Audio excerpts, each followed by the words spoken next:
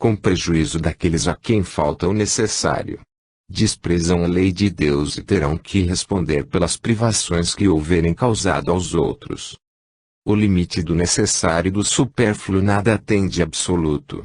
A civilização criou necessidades que o selvagem desconhece, e os espíritos que ditaram esses preceitos não pretendem que o homem civilizado deva viver como selvagem.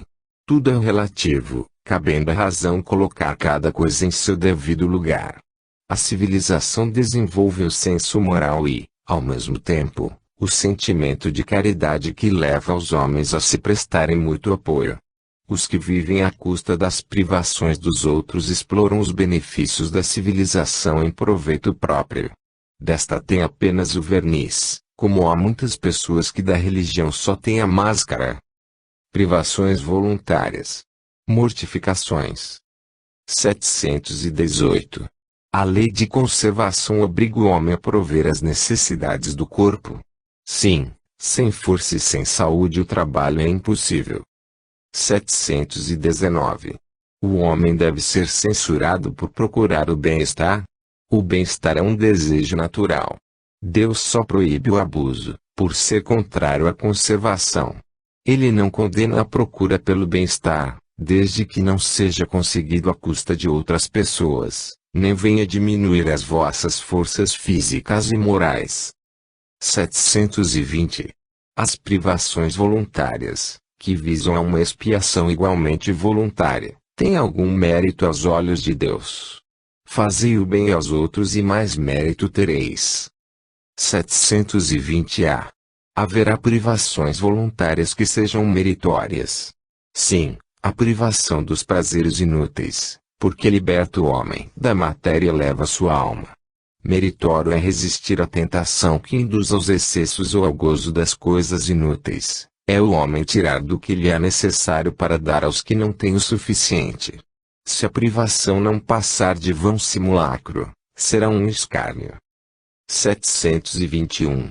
A vida de mortificações ascéticas tem sido praticada desde a mais remota antiguidade e por diversos povos. Ela tem algum mérito, seja qual for o ponto de vista em que a consideremos. Procurai saber a quem ela aproveita e tereis a resposta.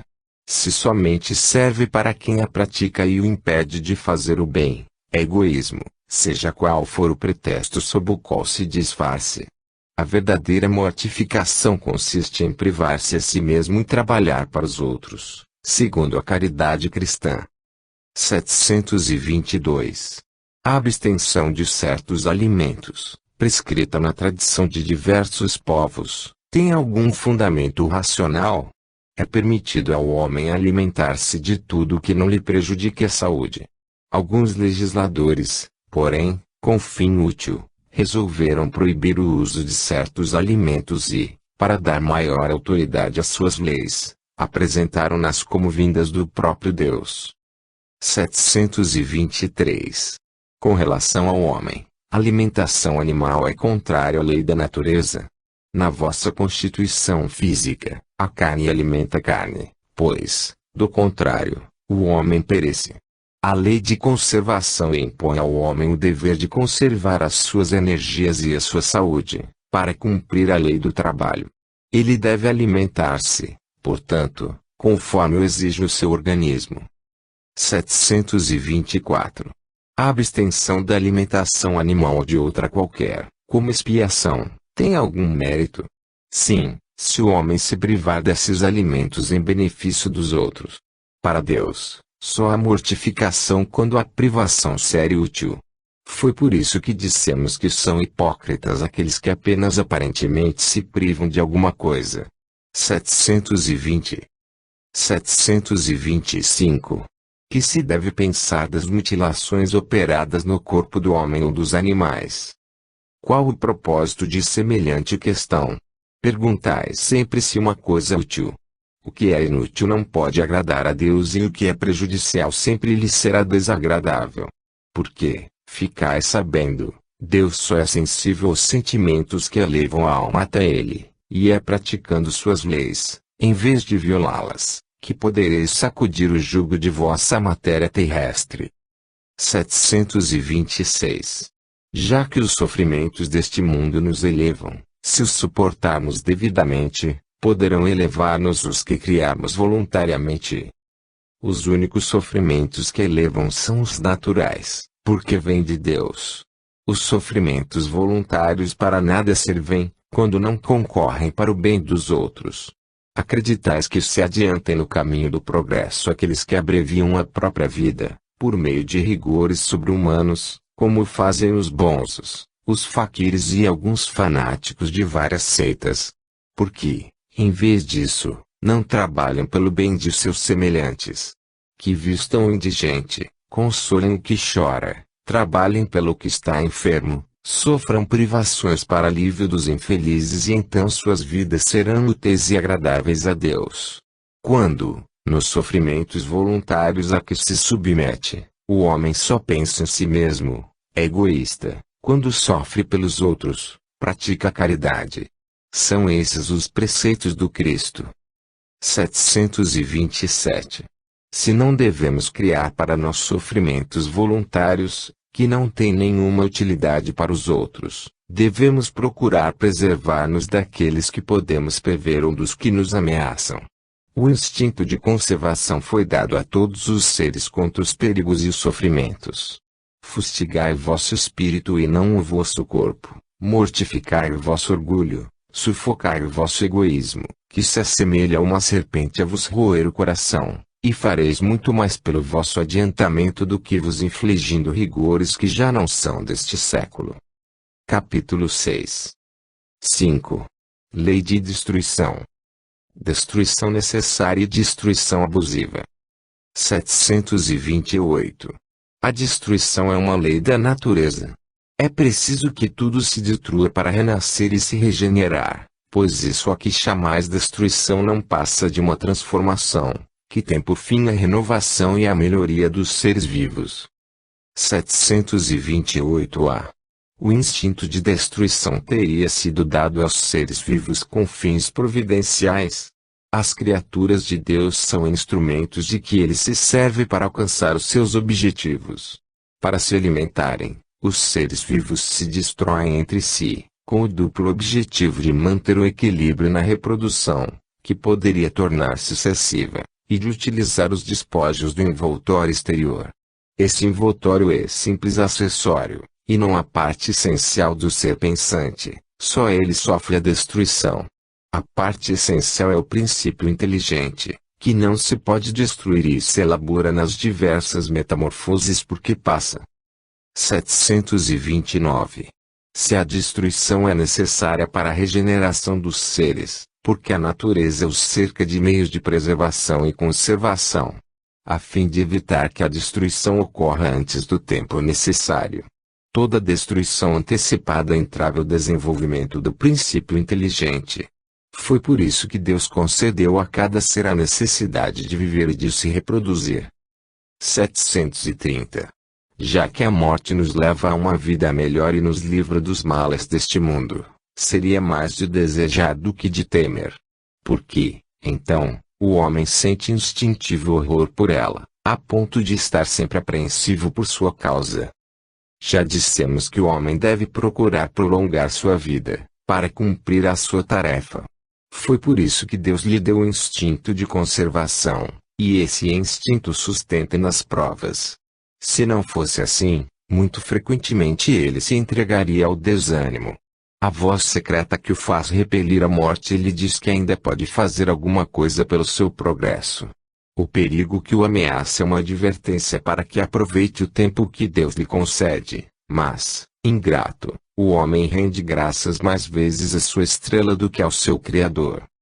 731. Porque, ao lado dos meios de conservação, a natureza também colocou os agentes de destruição. É o remédio ao lado do mal. Já dissemos, para manter o equilíbrio e servir de contrapeso. 732. A necessidade de destruição é a mesma em todos os mundos. É proporcional ao estado mais ou menos material dos mundos. Deixa de existir quando o físico e o moral se acham mais depurados. Nos mundos mais adiantados do que o vosso, as condições de existência são completamente diferentes. 733. A necessidade de destruição sempre existirá entre os homens da terra. A necessidade de destruição se enfraquece no homem à medida que o espírito domina a matéria.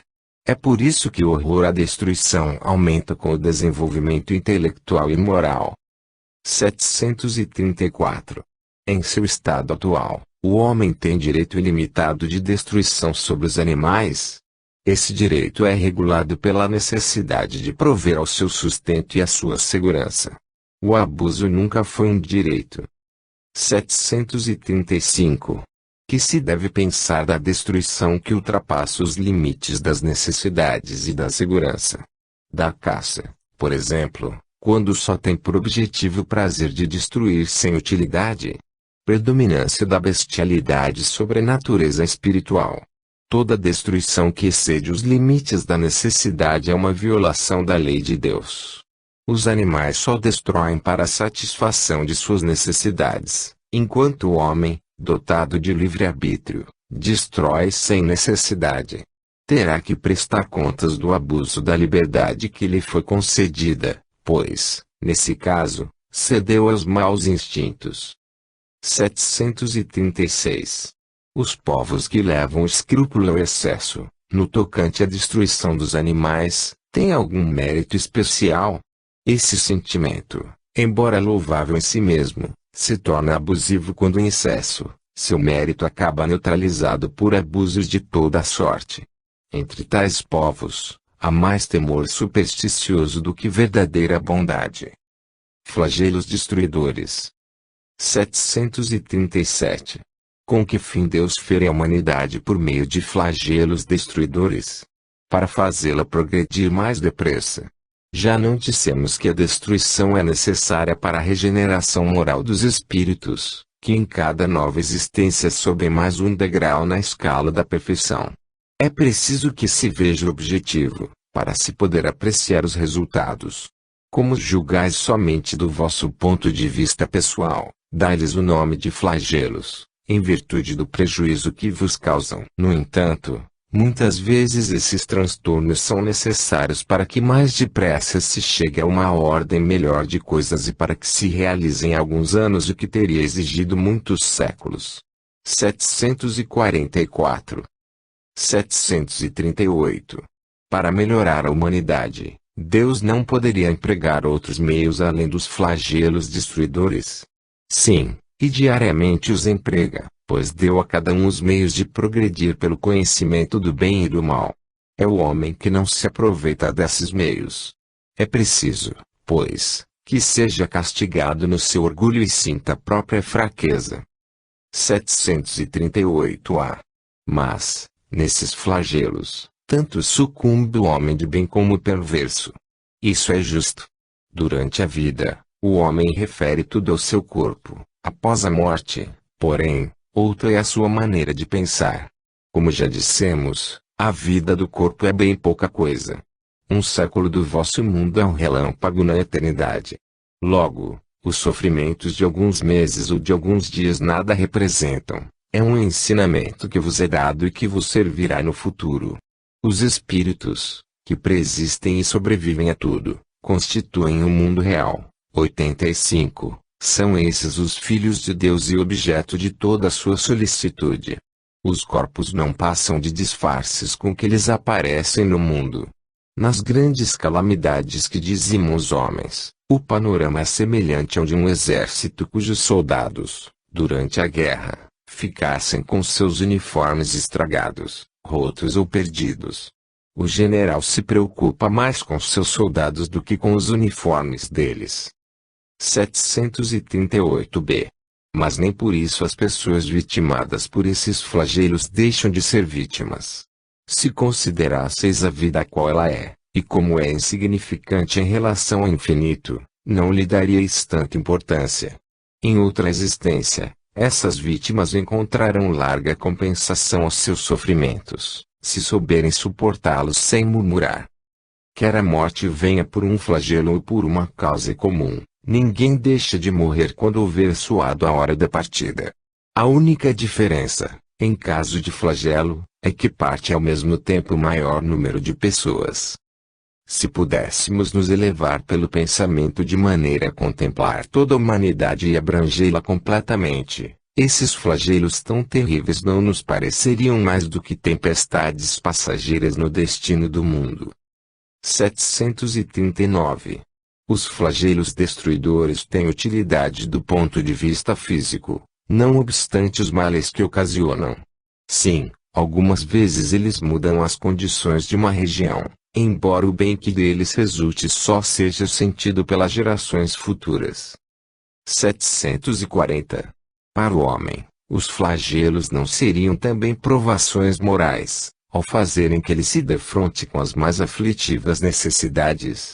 Os flagelos são provas que dão ao homem oportunidade de exercitar a sua inteligência, de demonstrar paciência e resignação ante a vontade de Deus, permitindo-lhe manifestar seus sentimentos de abnegação, de desinteresse e de amor ao próximo, caso o egoísmo não o domine. 741. É permitido ao homem afastar os flagelos que o torturam. Em parte, sim, não, porém, como geralmente o entendem. Muitos flagelos resultam da imprevidência do homem. À medida que adquire conhecimentos e experiência, ele os pode afastar, isto é, prevenir, se souber pesquisar suas causas. Contudo, entre os males que afligem a humanidade, há os de caráter geral, que estão nos desígnios da providência e dos quais cada indivíduo recebe, em maior ou menor grau, o contragolpe. O homem nada pode opor a esse tipo de flagelo, a não ser submeter-se à vontade de Deus. Além disso, muitas vezes esses males são agravados pela negligência do próprio homem. Entre os flagelos destruidores, naturais e independentes do homem, devem ser colocados na linha de frente a peste, a fome, as inundações, as intempéries fatais às produções da terra. Entretanto, não tem o homem encontrado na ciência, nas obras de engenharia, no aperfeiçoamento da agricultura, nos afolhamentos e nas irrigações, no estudo das condições higiênicas, meios de neutralizar, ou, pelo menos, de atenuar tantos desastres. Certas regiões, outrora assoladas por terríveis flagelos, não estão hoje livres deles. Que não fará, então, o homem pelo seu bem-estar material, quando souber aproveitar-se de todos os recursos da sua inteligência e quando, sem prejuízo da sua conservação pessoal, souber aliar o sentimento de verdadeira caridade para com seus semelhantes. 707. Guerras. 742. Qual a causa que leva o homem à guerra? Predominância da natureza animal sobre a natureza espiritual e satisfação das paixões. No estado de barbárie, os povos só conhecem o direito do mais forte, daí porque, para eles, a guerra é um estado normal. À medida que o homem progride, a guerra se torna menos frequente, porque ele evita suas causas. E, quando se torna necessária, sabe fazê-la com humanidade. 743. A guerra desaparecerá um dia da face da terra. Sim, quando os homens compreenderem a justiça e praticarem a lei de Deus. Nessa época, todos os povos serão irmãos. 744. Qual o objetivo da providência, ao tornar necessária a guerra? A liberdade e o progresso. 744-A. Se a guerra deve ter por efeito conduzir à liberdade, como se explica que frequentemente tenha por objetivo e por resultado a subjugação? Subjugação momentânea, a fim de oprimir os povos e fazê-los progredir mais depressa. 745. Que se deve pensar daquele que promove a guerra em benefício próprio? Esse é o verdadeiro culpado. Precisará de muitas existências para expiar todos os assassínios dos quais foi a causa, pois responderá por cada homem cuja morte tenha causado para satisfazer a sua ambição. Assassínio. 746. O assassino é um crime aos olhos de Deus? Sim, um grande crime, pois aquele que tira a vida ao seu semelhante corta uma existência de expiação ou de missão. Aí é que está o mal. 747. O assassino tem sempre o mesmo grau de culpabilidade. Como já dissemos, Deus é justo e julga mais a intenção do que o fato. 748. Deus desculpa o assassino em caso de legítima defesa. Só a necessidade pode desculpá-lo. Mas se o agredido puder preservar sua vida sem atentar contra a do agressor, deverá fazê-lo. 749. O homem é culpado pelos assassinos que comete durante a guerra. Não, quando constrangido pela força, mas é culpado pelas crueldades que cometa, assim como será levado em conta o seu sentimento humanitário. 750. Qual o mais condenável aos olhos de Deus, o parricídio ou o infanticídio? Ambos o são igualmente, porque todo crime é um crime. 751. Como se explica que entre alguns povos, já adiantados sob o ponto de vista intelectual, o infanticídio seja um costume consagrado pela legislação? O desenvolvimento intelectual não implica a necessidade do bem. O espírito superior à inteligência também pode ser mau. É aquele que muito tem vivido sem se melhorar, apenas sabe. Crueldade. 752. Podemos associar o sentimento de crueldade ao instinto de destruição. É o instinto de destruição no que tem de pior. Se algumas vezes a destruição é uma necessidade, a crueldade jamais o é, porque resulta sempre de uma natureza má. 753. Por que razão a crueldade é a característica dominante dos povos primitivos? Nos povos primitivos, como os chamais, a matéria predomina sobre o espírito. Eles se entregam aos instintos animais, e como não têm outras necessidades além das da vida do corpo, só cuidam da conservação pessoal, o que geralmente os torna cruéis. Além disso, os povos de desenvolvimento imperfeito estão sob o domínio de espíritos igualmente imperfeitos, que lhes são simpáticos, até que povos mais adiantados venham destruir ou enfraquecer essa influência. 754. A crueldade não resulta da ausência de senso moral. Dizei que o senso moral não está desenvolvido, mas não digais que esteja ausente, porque ele existe, em princípio, em todos os homens. Mais tarde, esse senso moral fará com que os homens cruéis se tornem seres bons e humanos. O senso moral, portanto, existe no selvagem, mas nele está como o princípio do perfume no germe da flor que ainda não desabrochou. Todas as faculdades existem no homem, em estado rudimentar ou latente. Elas se desenvolvem conforme as circunstâncias lhes sejam mais ou menos favoráveis. O desenvolvimento excessivo de umas interrompe ou neutraliza o das outras. A superexcitação dos instintos materiais abafa, por assim dizer, o senso moral, como o desenvolvimento do senso moral enfraquece pouco a pouco as faculdades puramente animais. 755. Como se explica que no seio da civilização mais adiantada se encontrem às vezes seres tão cruéis quanto os selvagens? Do mesmo modo que numa árvore carregada de bons frutos podem encontrar-se alguns defeituosos. São, se quiseres, selvagens que da civilização só têm aparência, lobos extraviados em meio a cordeiros. Espíritos de ordem inferior e muito atrasados podem canar entre homens adiantados, na expectativa de também se adiantarem. Contudo, se a prova for muito pesada, vai predominar a natureza primitiva. 756. A sociedade dos homens de bem se verá algum dia expurgada dos seres malfazejos. A humanidade progride. Esses homens, em quem o instinto do mal predomina e que se acham deslocados entre pessoas de bem, desaparecerão gradualmente, como o mau grão se separa do bom, depois que este é peneirado, só que para renascer sob outro envoltório. Como então terão mais experiência, compreenderão melhor o bem e o mal. Tens disso um exemplo nas plantas e nos animais que o homem tem conseguido aperfeiçoar, desenvolvendo neles qualidades novas. Pois bem, só depois de muitas gerações o aperfeiçoamento se torna completo. É a imagem das diversas existências do homem. Duelo. 757. O duelo pode ser considerado como um caso de legítima defesa. Não, é um assassino e um costume absurdo, digno dos bárbaros. Com uma civilização mais adiantada e mais moralizada, o homem compreenderá que o duelo é tão ridículo quanto os combates que antigamente se consideravam como o juízo de Deus. 758. O duelo pode ser considerado como um assassino por parte daquele que, conhecendo sua própria fraqueza, tem quase certeza de que sucumbirá. É um suicídio.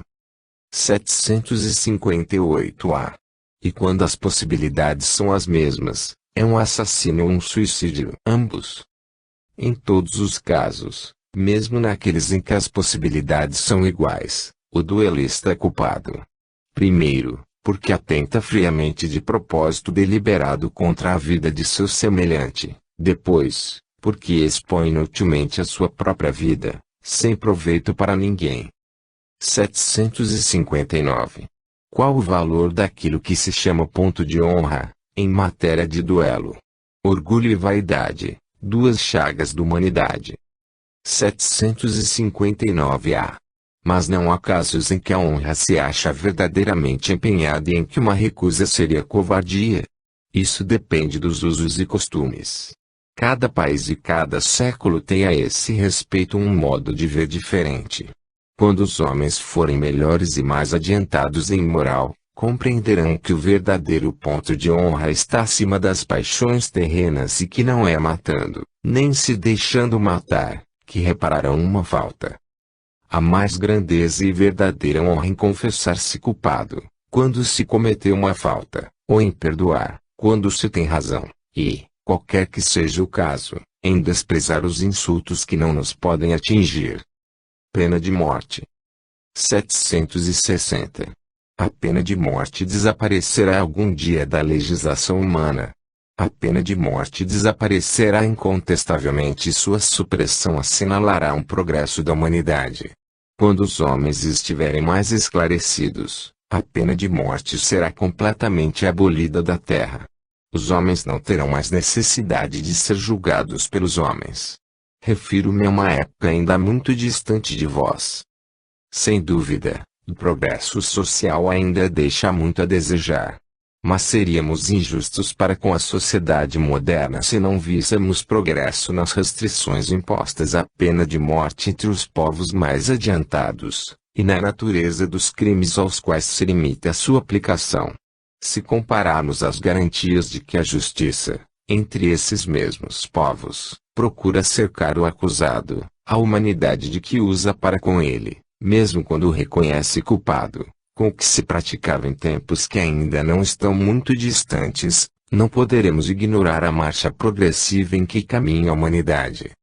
761. A lei de conservação dá ao homem o direito de preservar sua própria vida. Não usará ele desse direito, quando elimina da sociedade um membro perigoso. Há outros meios de ele se preservar do perigo, sem matar. Além disso, é preciso abrir ao criminoso a porta do arrependimento, e não fechá-la. 762. Se a pena de morte pode vir a ser banida das sociedades civilizadas, não terá sido uma necessidade em épocas menos adiantadas. Necessidade não é o termo. O homem julga uma coisa necessária sempre que não encontra outra melhor. À medida que se esclarece, vai compreendendo melhor o que é justo ou injusto e repudia os excessos cometidos nos tempos de ignorância, em nome da justiça. 763.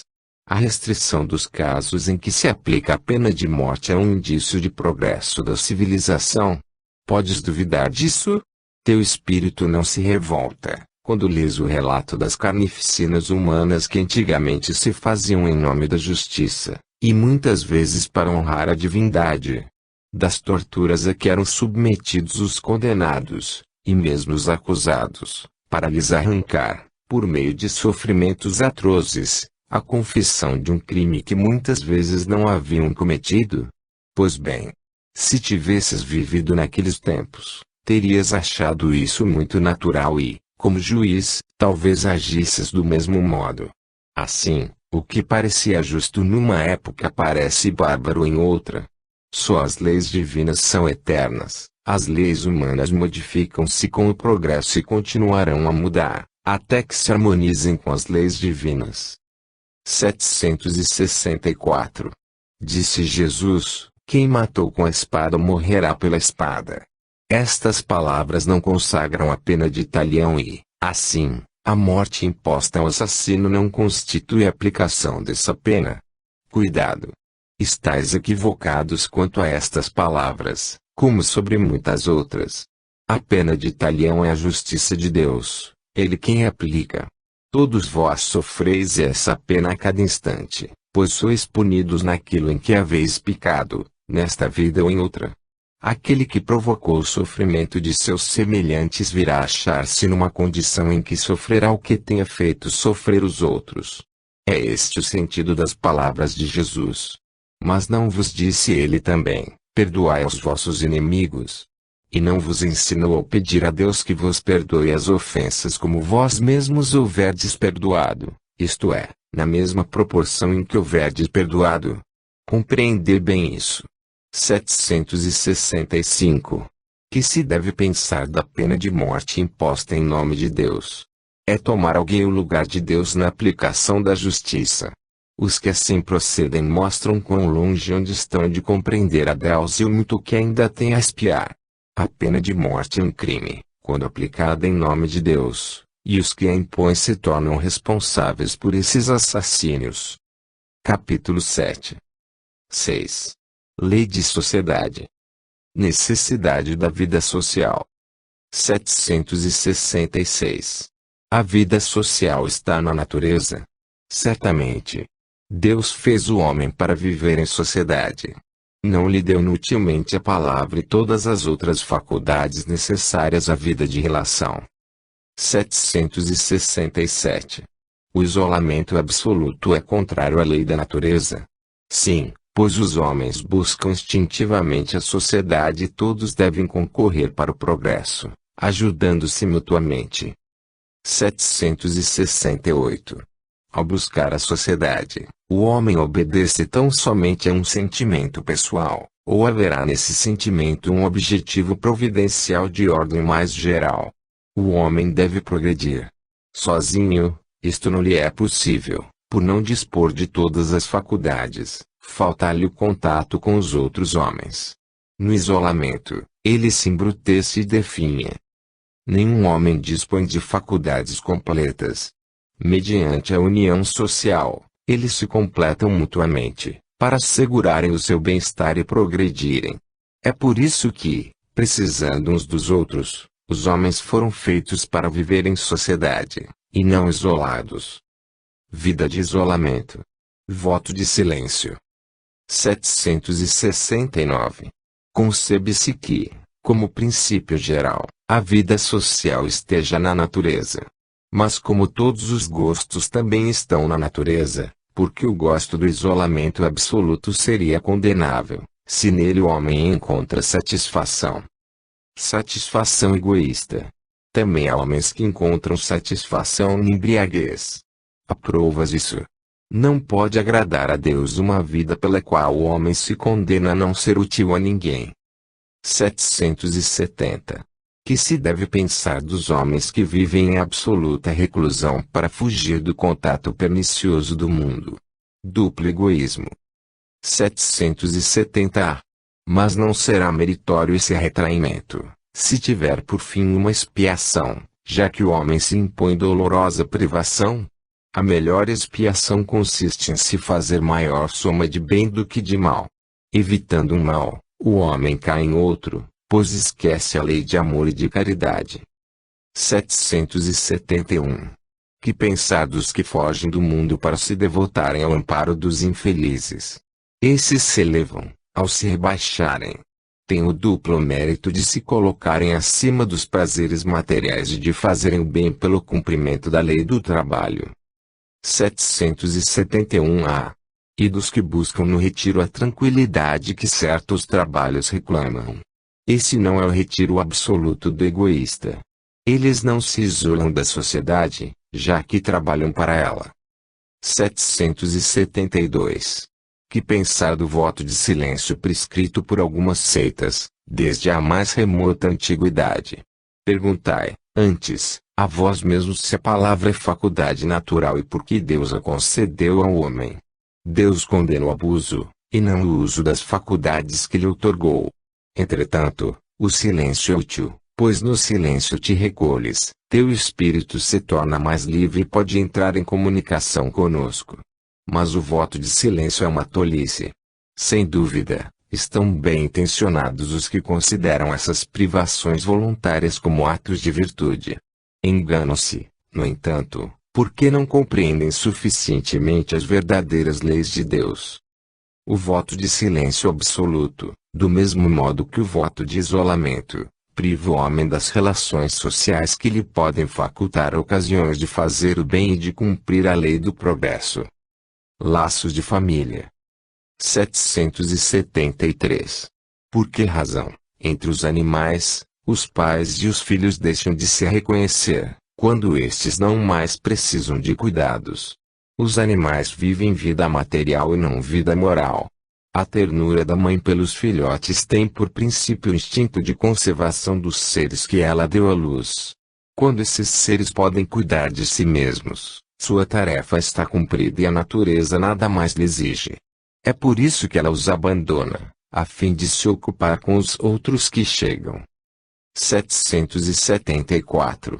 Há pessoas que deduzem, do fato de os animais abandonarem suas crias, que os laços de família entre os homens resultam apenas dos costumes sociais e não de uma lei da natureza. Que devemos pensar disso? O destino do homem é diferente do dos animais. Por que, então, querer sempre confundi-lo com eles? Há no homem alguma coisa a mais, além das necessidades físicas, a necessidade de progredir. Os laços sociais são necessários ao progresso e os de família tornam mais apertados os laços sociais. Eis porque os laços de família são uma lei da natureza. Quis Deus, dessa forma, que os homens aprendessem a amar-se como irmãos. 205. 775.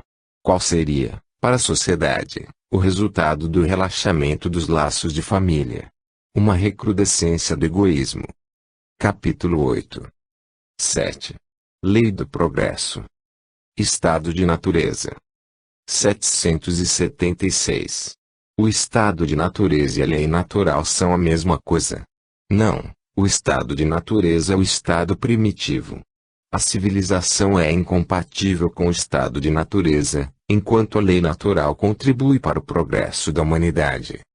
O estado de natureza é a infância da humanidade e o ponto de partida do seu desenvolvimento intelectual e moral.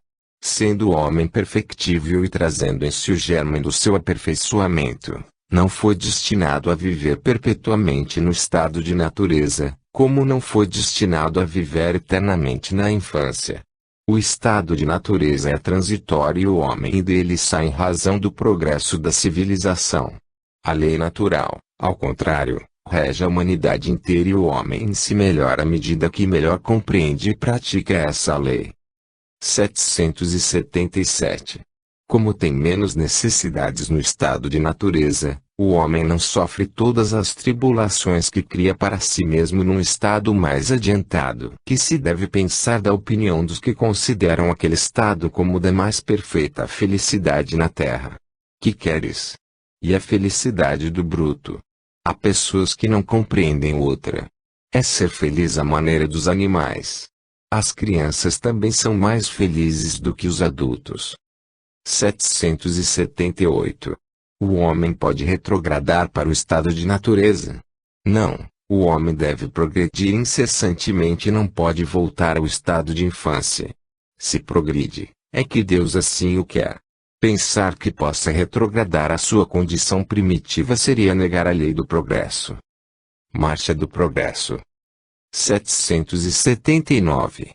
O homem colhe em si mesmo a força para progredir, ou o progresso é apenas fruto de um ensinamento. O homem se desenvolve por si mesmo, naturalmente, Mas nem todos progridem ao mesmo tempo e do mesmo modo. É então que os mais adiantados auxiliam o progresso dos outros, por meio do contato social. 780. O progresso moral acompanha sempre o progresso intelectual. É a sua consequência, mas nem sempre o segue imediatamente. 192 e 365. 780-A. Como o progresso intelectual pode levar ao progresso moral? Fazendo o que se compreenda o bem e o mal, o homem, então, pode escolher. O desenvolvimento do livre-arbítrio acompanha o da inteligência e aumenta a responsabilidade dos atos. 780-B. Nesse caso, como se explica que os povos mais esclarecidos sejam, frequentemente, os mais pervertidos? O progresso completo constitui o objetivo, mas os povos, como os indivíduos, só o atingem gradualmente. Enquanto o senso moral não se houver desenvolvido neles, pode mesmo acontecer que se sirvam da inteligência para a prática do mal. O moral e a inteligência são duas forças que só se equilibram com o passar do tempo. 365 e 751. 781. É permitido ao homem deter a marcha do progresso? Não, mas pode entravá-la algumas vezes. 781-A. Que pensar dos homens que tentam deter a marcha do progresso e fazer que a humanidade retrograde? Pobres seres, que Deus castigará. Serão arrastados pela torrente que procuram deter. Sendo o progresso uma condição da natureza humana, ninguém tem o poder de opor-se a ele. É uma força viva, que as más leis podem retardar, mas não sufocar. Quando estas leis se tornam incompatíveis com o progresso, são aniquiladas com os que se esforçam por mantê-las. E assim será até que o homem tenha posto suas leis em conformidade com a justiça divina, que quer o bem para todos e não a imposição de leis feitas pelo forte em detrimento do fraco. 782. Não há homens bem-intencionados que entravam o progresso, acreditando favorecê-lo, porque, do ponto de vista em que se colocam, muitas vezes o veem onde ele não está. Assemelham-se a pequenas pedras que, colocadas debaixo da roda de uma grande viatura, não a impedem de avançar. 783. O aperfeiçoamento da humanidade segue sempre uma marcha progressiva e lenta. Há o progresso regular e lento que resulta da força das coisas. Quando, porém, um povo não progride tão depressa quanto deveria, Deus o sujeita, de tempos em tempos, a um abalo físico ou moral que o transforma. O homem não pode manter-se perpetuamente na ignorância, porque deve atingir o objetivo que a providência lhe assinalou. Ele se esclarece pela força das coisas. As revoluções morais, como as revoluções sociais, se infiltram nas ideias pouco a pouco, dormitam durante séculos e depois irrompem subitamente, fazendo desabar o carcomido edifício do passado, que deixou de se harmonizar com as necessidades novas e com as novas aspirações. O homem geralmente não percebe, nessas comoções, senão a desordem e a confusão momentâneas que o ferem nos seus interesses materiais. Aquele que leva o pensamento acima da sua própria personalidade admira os desígnios da providência, que do mal faz sair o bem. E a tempestade é o furacão que saneia a atmosfera, depois de a ter agitado com violência. 784. A perversidade do homem é imensa. Pelo menos do ponto de vista moral, não parece que ele recua, em vez de avançar. Enganas-te. Observa bem o conjunto e verás que ele avança, pois melhor compreende o que é mal, e dia a dia vai corrigindo os abusos. É preciso que o mal chegue ao excesso, para tornar compreensível a necessidade do bem e das reformas. 785. Qual o maior obstáculo ao progresso? O orgulho e o egoísmo. Refiro-me ao progresso moral, pois o intelectual avança sempre. À primeira vista, parece mesmo que o progresso intelectual redobra a atividade daqueles vícios, desenvolvendo a ambição e o gosto das riquezas, que, por sua vez, incitam o homem às pesquisas que lhe esclarecem o espírito. É assim que tudo se interrelaciona, tanto no mundo moral quanto no mundo físico, e que do próprio mal pode nascer o bem. Mas esse estado de coisas durará apenas algum tempo, mudará à medida que o homem compreender melhor que, além dos gozos dos bens terrenos, existe uma felicidade infinitamente maior e mais duradoura. Vide Egoísmo, capítulo 12. Há duas espécies de progresso que, embora se apoiem mutuamente, não marcham lado a lado, o progresso intelectual e o progresso moral. Entre os povos civilizados, o primeiro tem recebido, no correr deste século, todos os estímulos desejáveis. Por isso mesmo atinge um grau até hoje desconhecido. Muito falta para que o segundo esteja no mesmo nível e, contudo, comparando-se os costumes sociais de alguns séculos atrás, só um cego negaria o progresso realizado. Porque, então, essa marcha ascendente haveria de parar, de preferência com relação ao moral do que com relação ao intelectual. Porque não haveria, entre o século XIX e o 24º século, tanta diferença quanto a existente entre o 14º século e o século XIX. Duvidar disso seria pretender que a humanidade está no apogeu da perfeição, o que seria absurdo, ou que ela não é perfectível moralmente, o que a experiência desmente. Povos degenerados. 786. A história nos mostra que muitos povos, depois de abalos que lhes causaram fortes comoções, recaíram na barbárie. Neste caso, onde está o progresso? Quando tua casa ameaça desabar, mandas demoli-la e constróis outra mais sólida e mais cômoda. Mas, até que seja reconstruída, há perturbação e confusão na tua morada. Compreende também isto: eras pobre e habitavas um casebre, torna-te rico e o deixas para morar num palácio. Mais tarde, um pobre coitado, como eras antes, vem tomar teu lugar no casebre e fica muito contente, pois antes não tinha abrigo. Muito bem. Aprende que os espíritos que estão encarnados nesse povo degenerado não são os que o constituíam ao tempo do seu esplendor. Os de então, tendo-se adiantado, mudaram-se para habitações mais perfeitas e progrediram, enquanto os outros, menos adiantados, tomaram seu lugar, que também deixarão um dia, quando chegar a vez deles. 787. Não há raças que, por sua própria natureza, são rebeldes ao progresso. Sim, mas todos os dias elas vão se aniquilando corporalmente. 787-A. Qual será a sorte futura das almas que animam essas raças? Chegarão à perfeição, como todas as outras, passando por várias existências. Deus não deserda ninguém. 787-B. Assim, os homens mais civilizados podem ter sido selvagens e antropófagos. Tu mesmo foste mais de uma vez, antes de seres o que és. 788. Os povos são individualidades coletivas que, como os indivíduos, passam pela infância, pela idade madura e pela decrepitude. Esta verdade, que a história constata, não nos poderá levar a pensar que os povos mais adiantados deste século terão seu declínio e sua extinção, como os da antiguidade.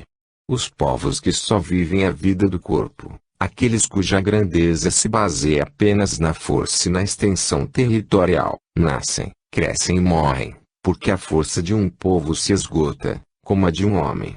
Aqueles cujas leis egoístas atentam contra o progresso das luzes e da caridade morrem, porque a luz mata as trevas e a caridade mata o egoísmo. Mas, tanto para os povos, como para os indivíduos, há a vida da alma. Aqueles cujas leis se harmonizam com as leis eternas do Criador viverão e servirão de farol aos outros povos. 789. Um dia o progresso reunirá todos os povos da terra numa só nação? Em uma só nação, não, isto é impossível, pois da diversidade dos climas se originam costumes e necessidades diferentes, que constituem as nacionalidades, razão porque sempre será preciso que haja leis apropriadas a esses costumes e necessidades. A caridade, porém, não leva em conta as latitudes, nem distingue os homens pela cor da pele.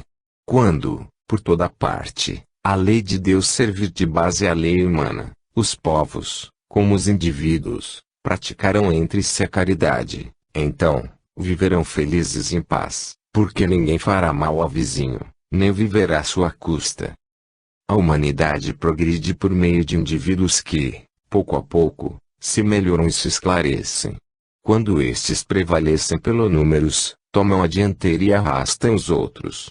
De tempos em tempos, surgem no seio dela homens de gênio que lhe dão um impulso e, depois, homens investidos de autoridade, instrumentos de Deus que, em alguns anos, fazem a humanidade avançar de muitos séculos. O progresso dos povos também realça a justiça da reencarnação. Os homens de bem fazem louváveis esforços em prol do adiantamento moral e intelectual de uma nação. Transformada, a nação será mais feliz neste mundo e no outro. Mas, durante a sua marcha lenta através dos séculos, milhares de indivíduos morrem todos os dias. Qual a sorte de todos os que sucumbem ao longo do trajeto? Sua inferioridade relativa os privará da felicidade reservada aos que chegam por último. Ou sua felicidade também é relativa. A justiça divina não poderia consagrar semelhante injustiça. Com a pluralidade das existências, o direito à felicidade é igual para todos, porque ninguém fica deserdado do progresso. Como aqueles que viveram no tempo da barbárie podem voltar, na época da civilização, a viver no seio do mesmo povo, ou de outro, é claro que todos se beneficiam da marcha ascensional. O sistema da unicidade das existências apresenta aqui outra dificuldade. Segundo esse sistema, a alma é criada no momento do nascimento. Portanto, se um homem é mais adiantado do que outro, é que Deus criou para ele uma alma mais adiantada. Por que esse favor? Que mérito tem ele, que não viveu mais do que o outro, que talvez haja vivido menos, para ser dotado de uma alma superior? Esta, porém, não é a dificuldade principal. Em 1000 anos, uma nação passa da barbárie à civilização. Se os homens vivessem um milênio, conceber-se-ia que nesse intervalo tivessem tempo de progredir, mas, diariamente, morrem pessoas de todas as idades, renovando-se sem cessar, de tal sorte que todos os dias elas aparecem e desaparecem. Ao cabo de 1000 anos já não há naquela nação qualquer vestígio de seus antigos habitantes. De bárbara que era, a nação tornou-se civilizada. Quem progrediu? Foram os indivíduos outrora bárbaros. Mas eles já morreram há muito tempo. Teriam sido recém-chegados. Mas, se suas almas foram criadas no momento em que eles nasceram, essas almas não existiam na época da barbárie e então será preciso admitir-se que os esforços despendidos para civilizar um povo têm o poder não de melhorar almas imperfeitas, porém de fazer com que Deus crie almas mais perfeitas. Comparemos esta teoria do progresso com a que nos foi dada pelos espíritos.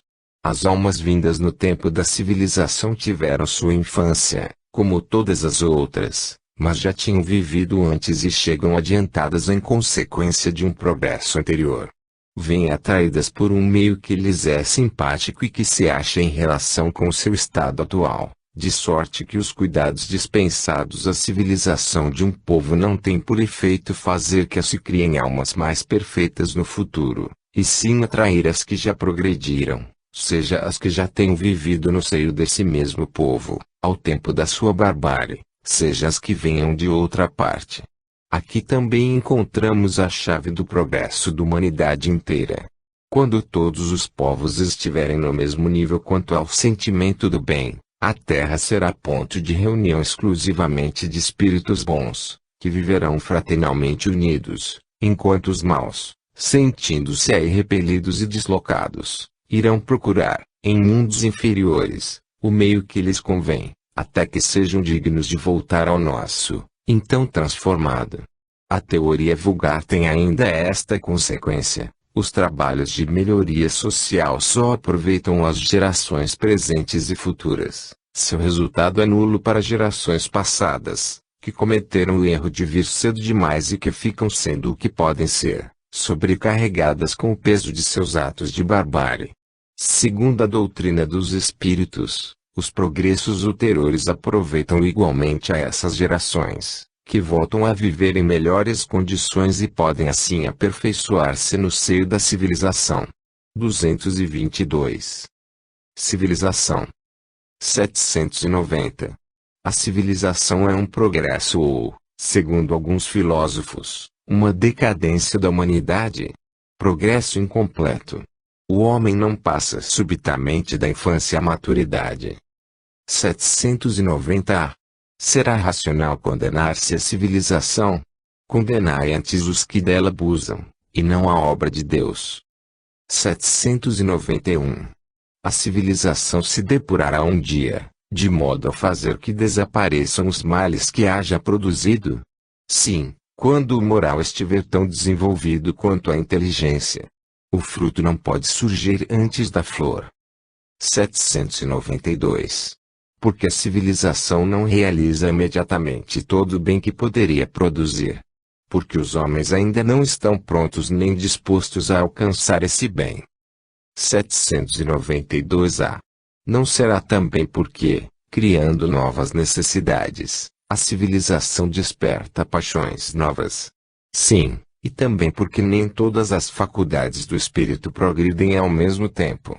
É preciso tempo para tudo. Não podereis esperar frutos perfeitos de uma civilização incompleta. 751 e 780. 793. Por que sinais se pode reconhecer uma civilização completa? Reconhecê-la-eis pelo desenvolvimento moral. Credes que estáis muito adiantados, porque fizestes grandes descobertas e invenções maravilhosas, porque vos alojais e vos vestis melhor do que os selvagens. Contudo, não tereis verdadeiramente o direito de dizer-vos civilizados, senão quando houverdes banido de vossa sociedade os vícios que a desonram e quando viverdes como irmãos, praticando a caridade cristã. Até então, sereis apenas povos esclarecidos, que só percorreram a primeira fase da civilização. A civilização, como todas as coisas, apresenta gradações. Uma civilização incompleta é um estado transitório, que gera males especiais, desconhecidos do homem no estado primitivo, mas nem por isso deixa de constituir um progresso natural, necessário, que traz consigo remédio para o mal que causa. À medida que a civilização se aperfeiçoa, faz cessar alguns dos males que gerou, e esses males desaparecerão com o progresso moral. De dois povos que tenham chegado ao mais alto grau da escala social, somente pode considerar-se o mais civilizado, na verdadeira acepção do termo, aquele em que exista menos egoísmo, menos cobiça e menos orgulho, em que os hábitos sejam mais intelectuais e morais do que materiais, em que a inteligência possa desenvolver-se com maior liberdade, em que haja mais bondade, boa-fé, benevolência e generosidade recíprocas, em que os preconceitos de casta e de nascimento sejam menos arraigados, porque tais preconceitos são incompatíveis com o verdadeiro amor do próximo, em que as leis não consagrem nenhum privilégio e sejam as mesmas para todos, tanto para o último, como para o primeiro, em que a justiça se exerça com menos parcialidade, em que o fraco encontre sempre amparo contra o forte, em que a vida do homem, suas crenças e opiniões sejam mais bem respeitadas, em que haja menos infelizes, enfim, em que todo homem de boa vontade esteja certo de não lhe faltar o necessário. Progresso da legislação humana. 794. A sociedade poderia reger-se unicamente pelas leis naturais, sem o concurso das leis humanas? Poderia, se todos as compreendessem bem e quisessem praticá-las, então, elas bastariam.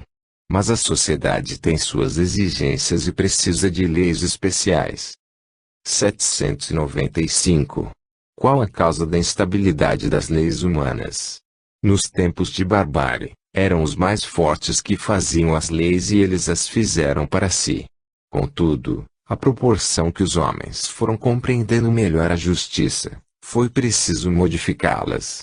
As leis humanas são tanto menos instáveis quanto mais se aproximam da verdadeira justiça, isto é, à medida que são feitas para todos e se identificam